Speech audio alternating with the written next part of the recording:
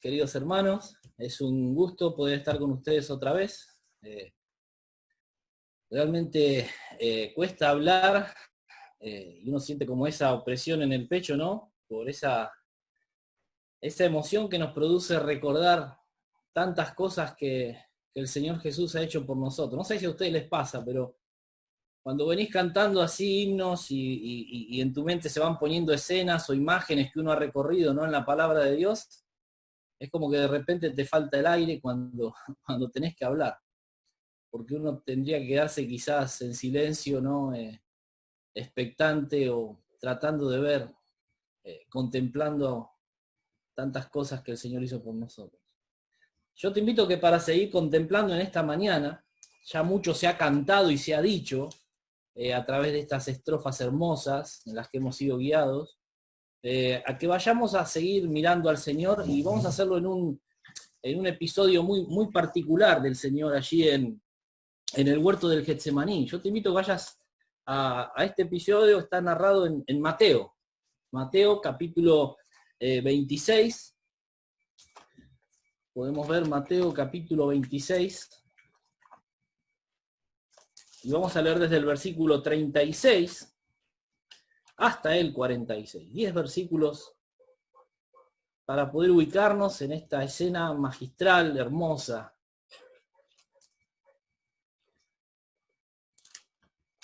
de la vida del Señor Jesucristo. Dice allí Mateo capítulo 26, 36. Entonces llegó Jesús con ellos a un lugar que se llama Getsemaní, y dijo a sus discípulos: sentaos aquí, entre tanto que voy allí y oro. Y tomando a Pedro y a los dos hijos de Zebedeo, sabemos que eran Juan y Jacobo, comenzó a entristecerse y a angustiarse en gran manera.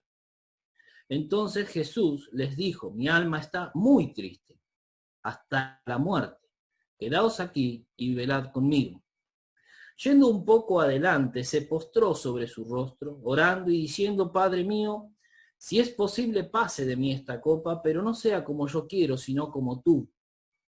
Vino luego a sus discípulos y los halló durmiendo, y dijo a Pedro: ¿así que no habéis podido velar conmigo una hora? Velad y orad para que no entréis en tentación. El espíritu a la verdad está dispuesto, pero la carne es débil. Otra vez fue y oró por segunda vez, diciendo: Padre mío, si no puede pasar de mí esta copa sin que yo la beba, hágase tu voluntad. Vino otra vez y los halló durmiendo, porque los ojos de ellos estaban cargados de sueño. Y dejándolos, se fue de nuevo y oró por tercera vez, diciendo las mismas palabras. Entonces vino a sus discípulos y les dijo: dormid ya y descansad. He aquí ha llegado la hora, y el Hijo del Hombre es entregado en manos de pecadores. Levantaos, vamos, ved, se acerca el que me entrega. Hasta aquí nomás con la lectura. Y quisiera rápidamente, a modo de introducción, poder pensar en este Getsemaní. El nombre Getsemaní literalmente significa prensa de aceite. Y está situado allí en la ladera del Monte de los Olivos, saliendo de Jerusalén. Uno cruza, yo no he estado personalmente, aún tenemos la esperanza de algún día poder conocer ese majestuoso lugar, y de andar quizás por donde el Señor anduvo. Y dice que cuando uno sale de Jerusalén y cruza aquel valle del Cedrón, allí se encuentra con aquel Monte de los Olivos, un monte antiguo que permanece hasta el día de hoy. Ahora, Jesús frecuentemente iba a este lugar con sus discípulos a orar. Esto lo vemos en otros pasajes de la Escritura.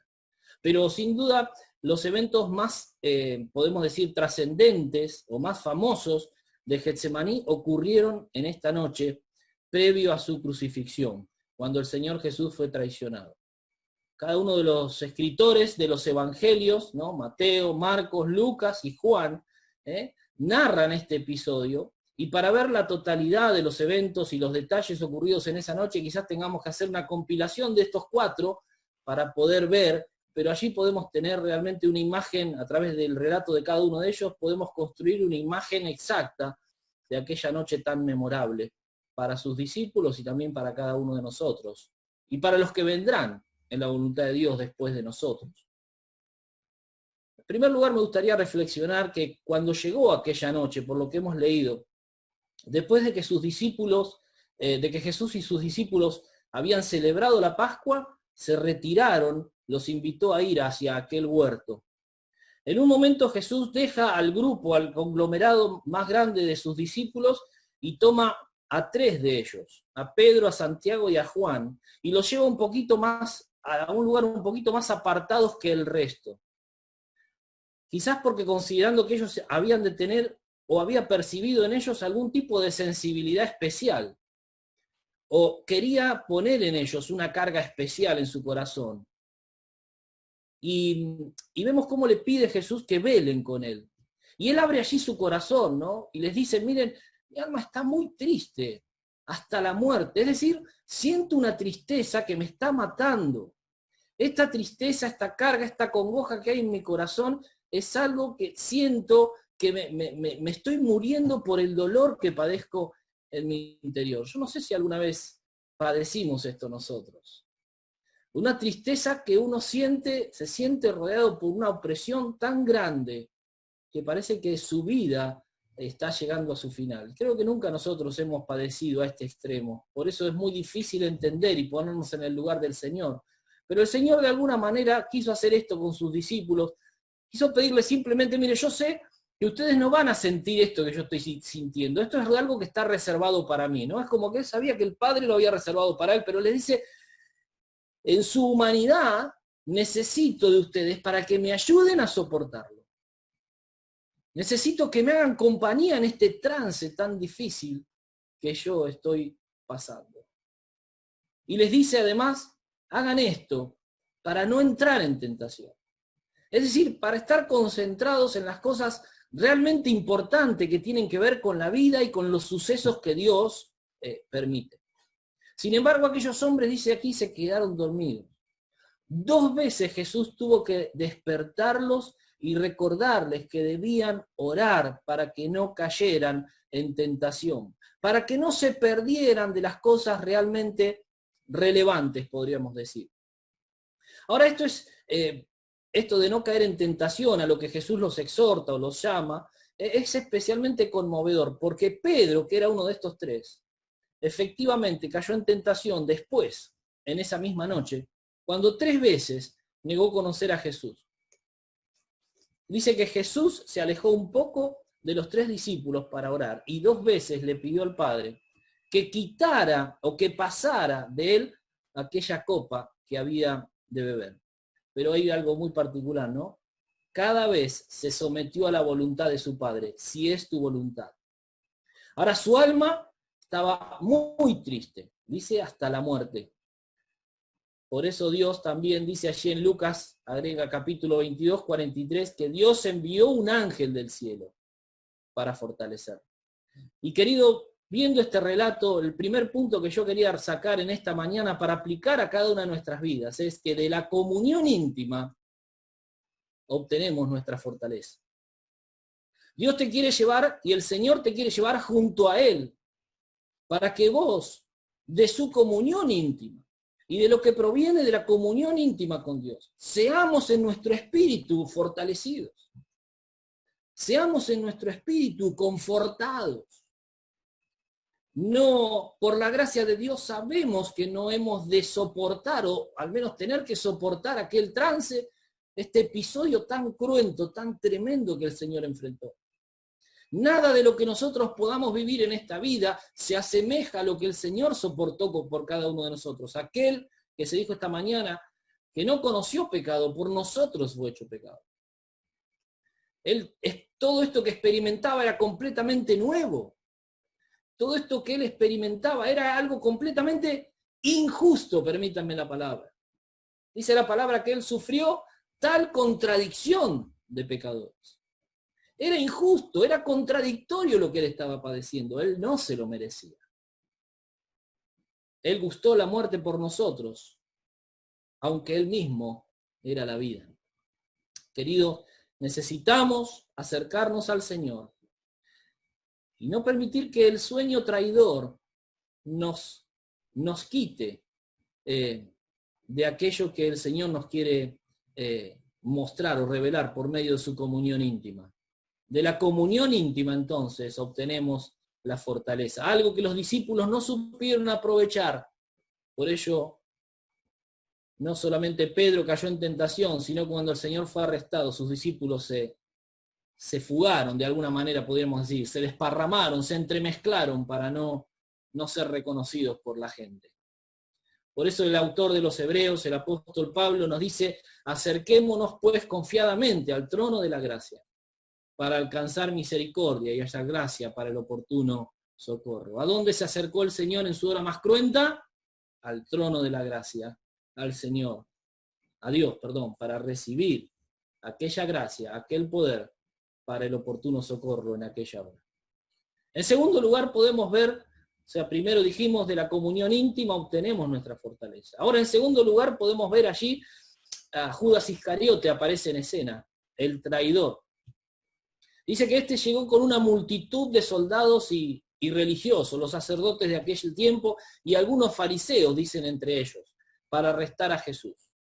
Judas lo identificó, podemos ver en los relatos, por aquella señal que había acordado de antemano, un beso en la mejilla, el cual, por medio del cual entregó a su maestro. Pedro, que lo vemos en aquella narrativa también, aparece como protagonista en escena tratando de proteger a Jesús. Este dice que en un arrebato toma una espada de uno de los soldados y ataca a un hombre llamado Malco, que era siervo del sumo sacerdote, y le corta literalmente la oreja, la quita de su rostro. Ahora Jesús interviene allí ahora otra vez y le reprende a Pedro y milagrosamente sana la oreja de aquel hombre. Ahora imagínense esta escena, porque todo era una escena fabulosa. Podríamos decir una escena de traición, un arrebato de violencia y una obra compasiva, pero haciendo también o dando lugar a un evento sobrenatural. Alguien que toma la oreja y la pone de nuevo en su lugar y cicatriza la herida como si nada hubiese pasado. Es sorprendente que al haber presenciado este increíble milagro de sanidad, no tuvo ningún efecto sobre aquella multitud.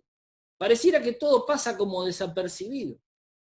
Ahora, cuando vamos unos versículos antes, parece que tampoco fueron estremecidos por su impresionante despliegue de poder, o sea, me refiero al Señor, tal como se describe allí en Juan capítulo 18, entre los versículos 6, cuando dice que cuando llegan los soldados, ¿no?, ante la majestad de su presencia, o ante el poder de su palabra, cuando él dice: ¿a quién buscáis? Y dice: a Jesús Nazareno. Yo soy, dijo el Señor. Y dice allí Juan que ellos, los soldados y toda la comitiva, dice que retrocedieron y cayeron a tierra.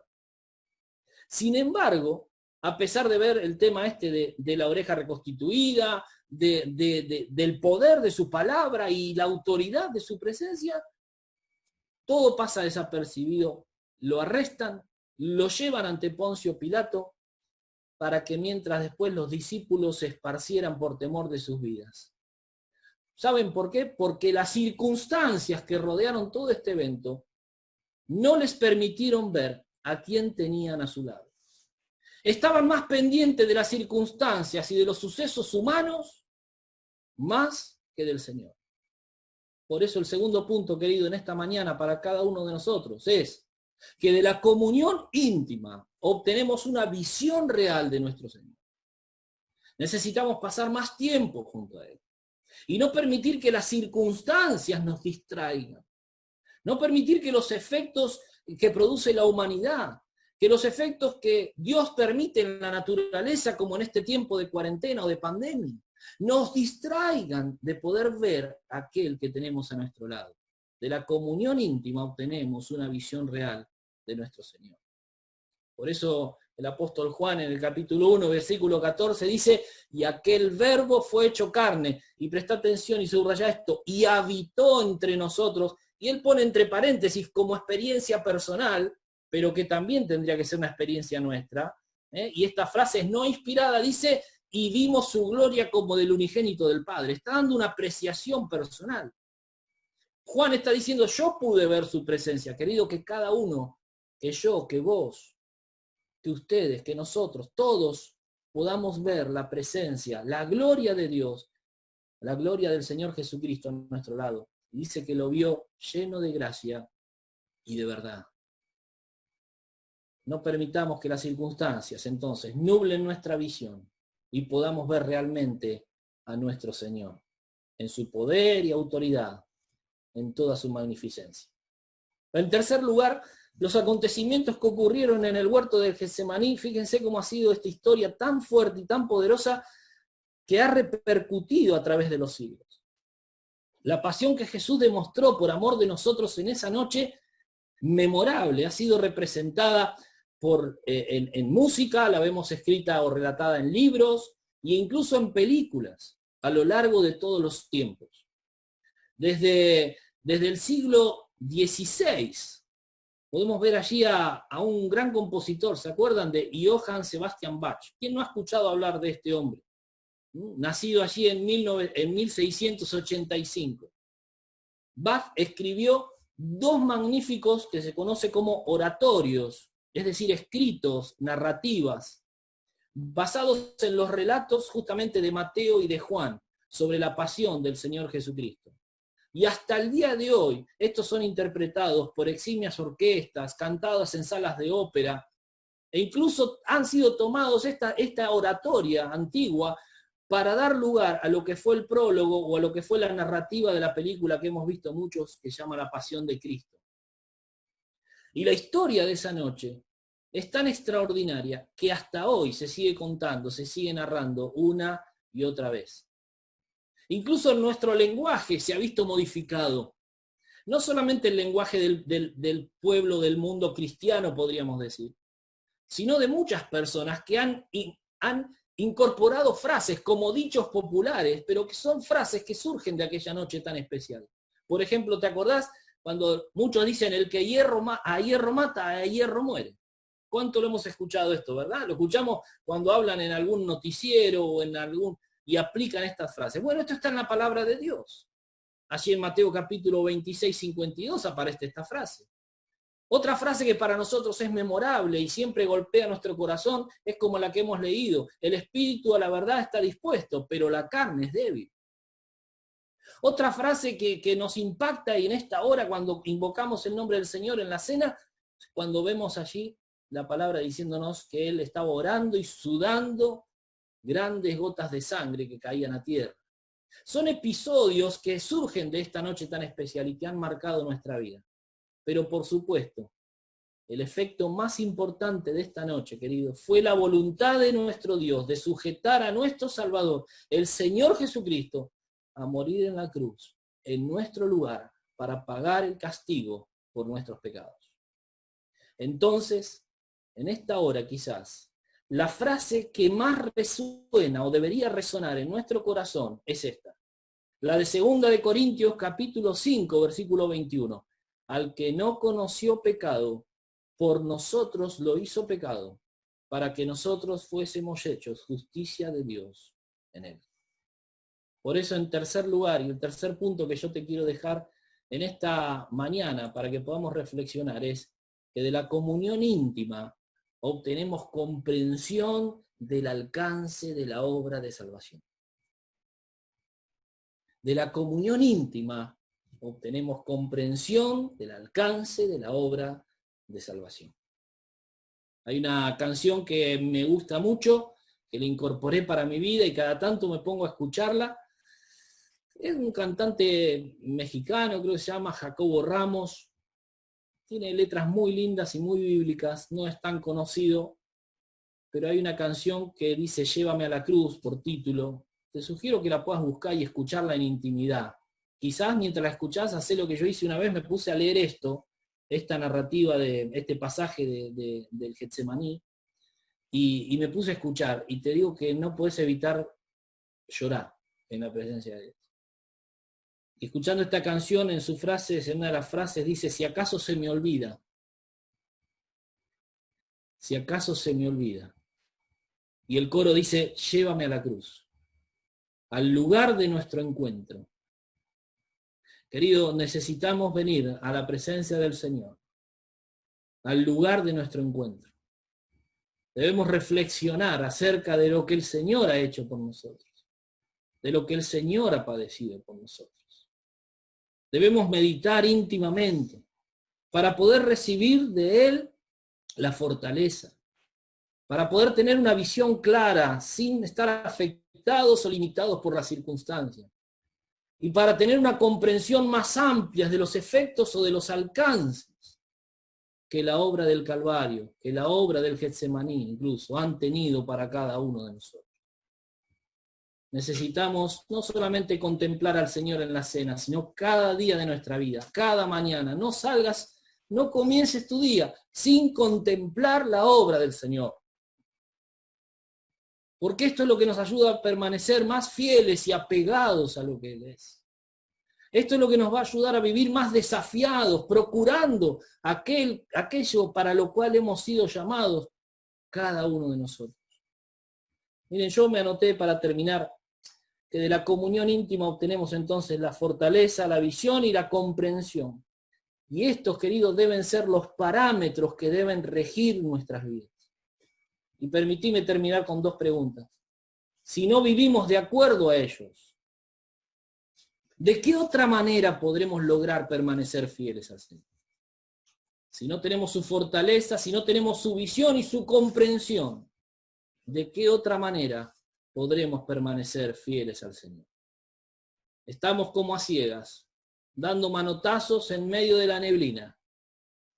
Querido, procuremos aquella comunión íntima donde el Señor se quiere revelar completamente a nosotros, como lo quiso hacer aquella noche con Pedro, Juan y Jacobo. No nos extraviemos, no permitamos que nuestra mente divague, concentrémonos en la obra magnífica, redentora, absoluta, terminada, consumada de nuestro Señor en nuestro favor. Que los símbolos en esta mañana, la meditación, los cánticos, que todo nos lleve a la cruz y podamos en el silencio de nuestro corazón estallar en una expresión de gratitud. Gracias, Señor, porque me escogiste, porque me trajiste un poco más adelante, porque me apartaste del resto y te querés revelar completamente a mí. Recordame tu favor cada día, recordame tu misericordia, provéeme de tu gracia para que pueda vivir fielmente como tú te lo mereces. Que esa sea nuestra oración en esta mañana. Que el Señor les bendiga, amados hermanos, y gracias por esta participación y que toda la gloria y la honra sea para nuestro Señor.